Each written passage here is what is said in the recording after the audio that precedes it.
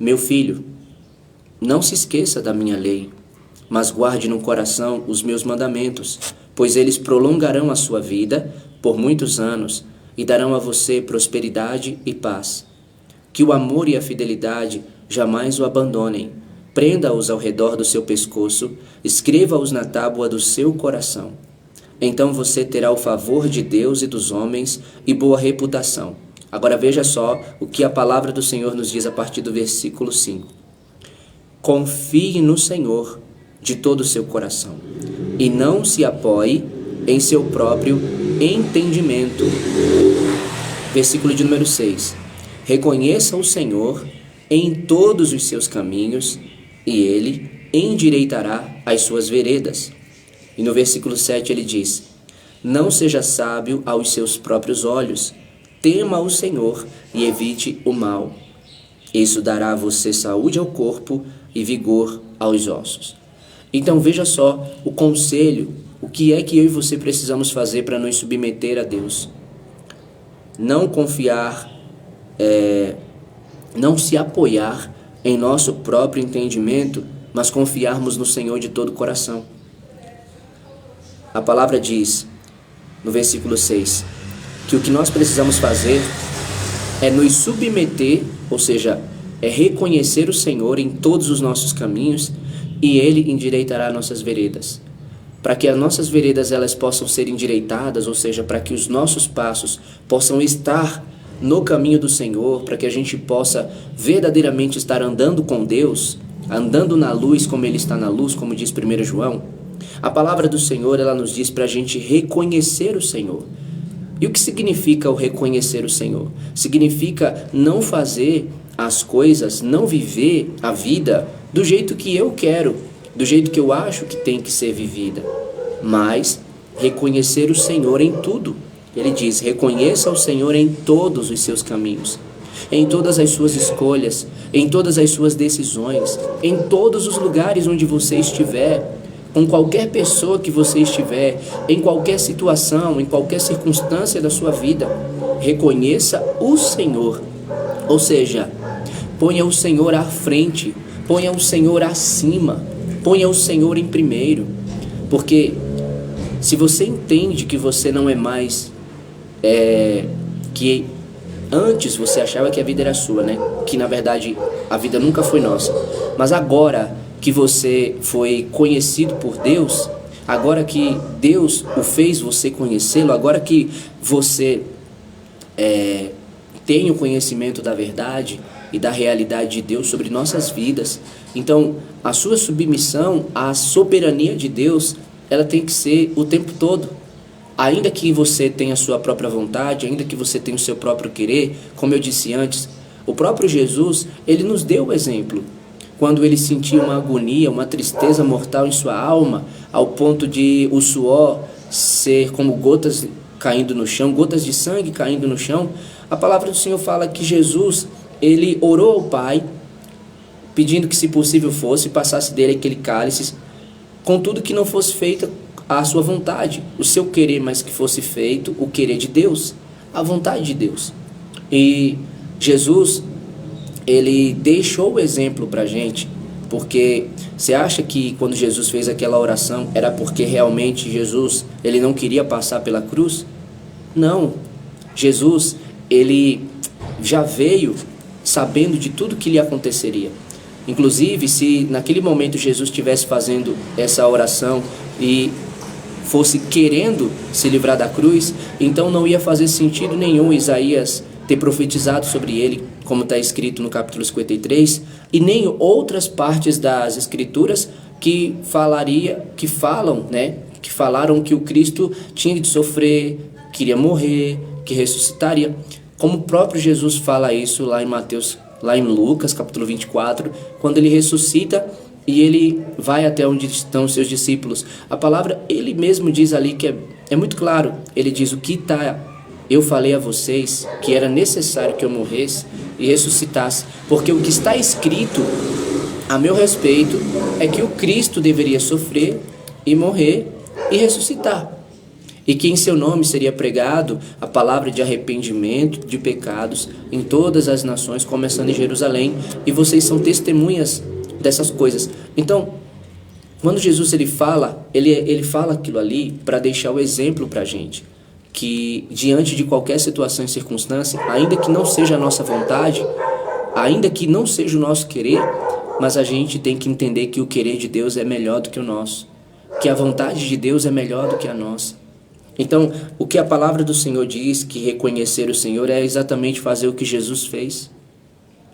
É seguir os passos de Jesus, seguir o exemplo de Jesus, porque lá em 1 Pedro, capítulo de número 2, especificamente ali a partir do versículo 18, fala pra gente seguir os passos do Senhor, seguir o exemplo, como a palavra mesmo diz, para isso vocês foram chamados, ou seja, para sofrer por ser cristão, por ser seguidor de Jesus. E ele diz, pois Cristo também sofreu no lugar de vocês, deixando o exemplo para que sigam seus passos.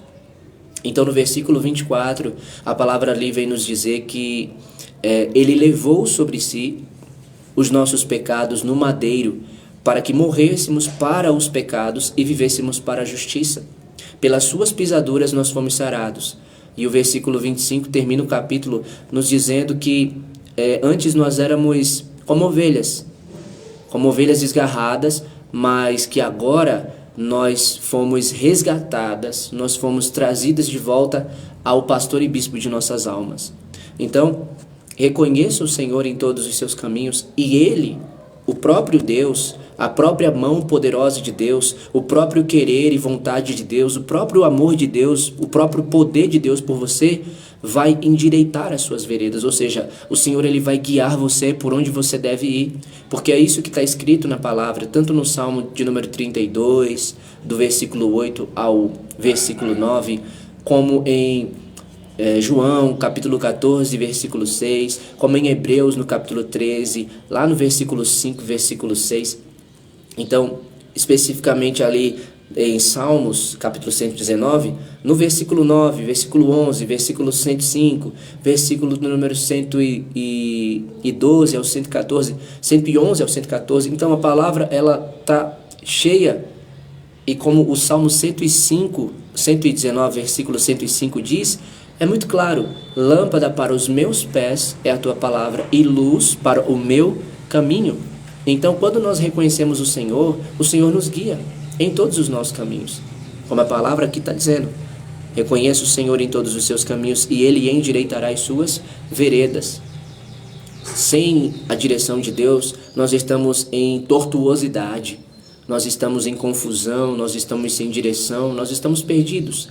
Porque é exatamente isso que 1 Pedro 2,25 diz. Como também lá em 1 Pedro capítulo 3, se eu não estou enganado, deixa eu até abrir aqui para compartilhar com os irmãos, no versículo 10, 1 Pedro 2,10 e 1 Pedro 2,25. O 10 fala, antes vocês nem sequer eram povo, mas agora são povo de Deus. Não haviam recebido misericórdia, mas agora receberam. E no 25 diz, pois vocês eram como ovelhas desgarradas, mas agora se converteram ao pastor e bispo de suas almas. Quando a gente também vai lá para Efésios no capítulo de número... deixa eu ver se eu encontro aqui. Se eu não me engano, é em Efésios mesmo, capítulo de número 2, a partir do versículo 19, diz assim, ó, portanto, vocês já não são estrangeiros nem forasteiros, mas concidadãos dos santos e membros da família de Deus. Tá vendo só? Então, quando reconhecemos o Senhor em todos os nossos caminhos, a palavra nos deixa bem claro que o Senhor ele endireita as nossas veredas. Ou seja, Ele nos faz andar pela sua retidão, pela sua vontade. E aí o versículo 7 diz que essa é a vontade de Deus para a nossa vida. É dessa maneira que nós vamos obedecer, que nós vamos nos submeter ao Senhor. Não seja sábio aos seus próprios olhos. Tema o Senhor e evite o mal. A palavra diz em Provérbios capítulo 1, versículo 7, que o princípio da sabedoria é o temor do Senhor. Os tolos, os insensatos, não querem aprender, ou seja, eles desprezam a sabedoria, desprezam o conhecimento e o entendimento. Quando nós vamos lá para Jó, no capítulo de número 28, no versículo 28, olha só o que está escrito. Disse então ao homem, Deus falando ao homem, no temor do Senhor está a sabedoria, e evitar o mal é ter entendimento. Quando você vai aqui para Provérbios, capítulo de número 4, a partir do versículo 14 diz assim, ó, não siga pela vereda dos ímpios, nem ande no caminho dos maus, evite-o, não passe por ele, afaste-se e não se detenha, porque eles não conseguem dormir enquanto não fazem o mal, perdem o sono se não causarem a ruína de alguém, pois se alimentam de maldade e se embriagam de violência. Também como está lá no Salmo, capítulo de número 1, onde a palavra do Senhor nos diz, bem-aventurado o homem que não se detém no caminho, que não segue o conselho dos ímpios, né? Que não se detém no caminho dos pecadores e nem se assenta na roda dos escarnecedores, antes tem o seu prazer na lei do Senhor e na sua lei medita, de dia e de noite. Será como árvore plantada junto a correntes de águas, cujas folhas não murcham, tudo quanto faz prospera. Não são assim os ímpios, ou seja, os maus, mas são como a folha, né? São como uma folha seca que o vento espalha, são como a moinha que o vento leva. Por isso, os pecadores não subsistirão e os ímpios não permanecerão na congregação dos justos, pois o Senhor conhece os justos, mas os pecadores, a palavra do Senhor diz o quê? Eu vou até abrir aqui para compartilhar com os irmãos. Olha só. Pois o Senhor aprova o caminho dos justos, mas o caminho dos ímpios leva à destruição. Então, por isso que o Senhor diz para que a gente não seja sábio aos nossos próprios olhos, mas a gente tema o Senhor e evite o mal. Inclusive, tem uma outra palavra também que está aqui em Salmos, capítulo de número 34, que diz assim, ó, venham meus filhos, ouçam-me, a partir do versículo 11. Eu ensinarei a vocês o temor do Senhor. Quem de vocês quer amar a vida e deseja ver dias felizes? Agora veja só qual é o temor do Senhor. Guarde a sua língua do mal e os seus lábios da falsidade. Afaste-se do mal e faça o bem. Busque a paz com perseverança. Os olhos do Senhor voltam-se para os justos e os seus ouvidos estão atentos ao seu grito de socorro. Mas o rosto do Senhor volta-se contra os que praticam o mal, para desarraigar, ou seja, para apagar da terra a memória deles. Então, aqui está o temor do Senhor. Se você quiser amar a vida, se você deseja ver dias felizes, ou seja, se você quer ter paz, quer viver tranquilo, então guarde a sua língua do mal, afaste os seus lábios da falsidade, afaste-se do mal e faça o bem, busque a paz com perseverança, porque a palavra diz que os olhos do Senhor se voltam para os justos e os ouvidos do Senhor estão atentos aos pedidos de socorro dos justos. Porém, o Senhor, ele volta o seu rosto contra os que praticam mal para apagar da terra a memória deles. Então, é isso que Deus ele recomenda que eu e você façamos, que eu e você pratiquemos. E a palavra diz aqui, ainda em Provérbios 3, termina dizendo assim no versículo 8, isso dará a você saúde ao corpo e vigor aos ossos. Mas veja só o que diz no versículo 1 ao 4, que aqui eu estava especificando o 5, o 6 e o 7. Mas veja o que diz do 1 ao 4. Meu filho, não se esqueça da minha lei, mas guarde no coração os meus mandamentos, pois eles prolongarão a sua vida por muitos anos e darão a você prosperidade e paz. Que o amor e a fidelidade jamais o abandonem. Prenda-os ao redor do seu pescoço, escreva-os na tábua do seu coração. Então você terá o favor de Deus e dos homens e boa reputação. Então você terá o favor de Deus e dos homens e boa reputação. A palavra do Senhor diz para que a gente não se esqueça da palavra do Senhor, guarde no coração os mandamentos do Senhor, pois eles prolongarão nossa vida por muitos anos e nos darão prosperidade e paz.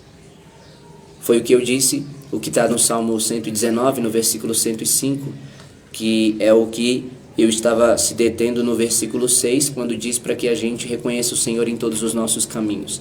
E a palavra do Senhor diz aqui, no versículo de número 2, que a palavra do Senhor, que o ensino do Senhor, que o mandamento do Senhor, ele prolonga a nossa vida por muitos anos e nos dá prosperidade e paz.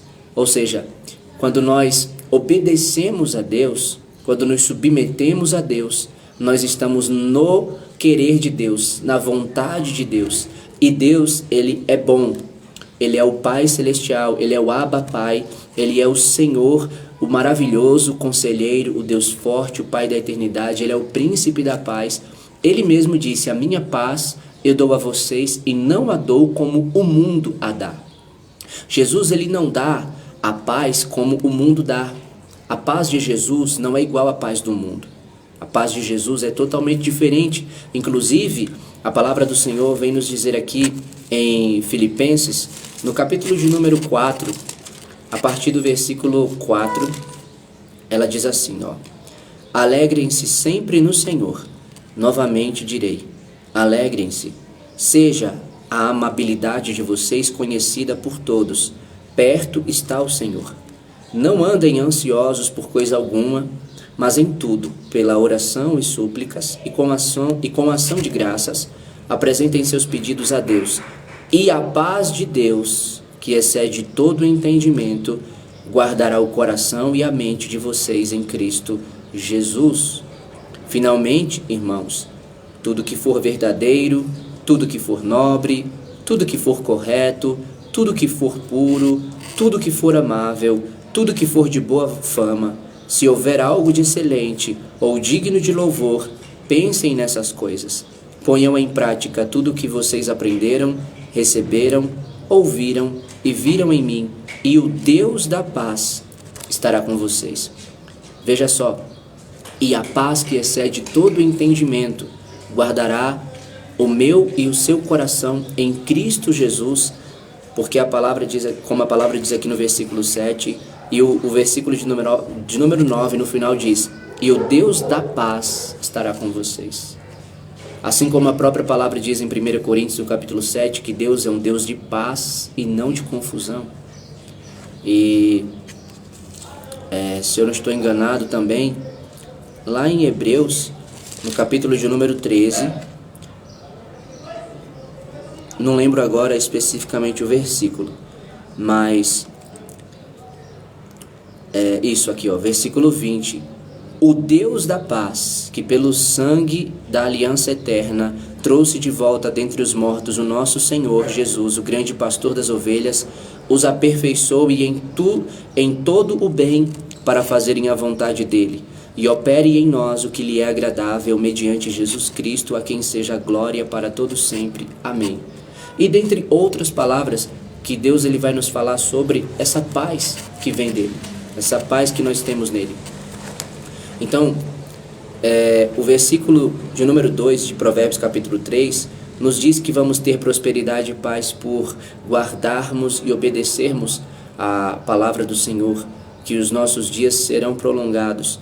E aí no versículo 3 ele diz que o amor e a fidelidade jamais o abandone, ou seja, que nós jamais larguemos, que a gente jamais venha abrir mão do amor e da fidelidade, mas que a gente sempre esteja perseverante nessas coisas.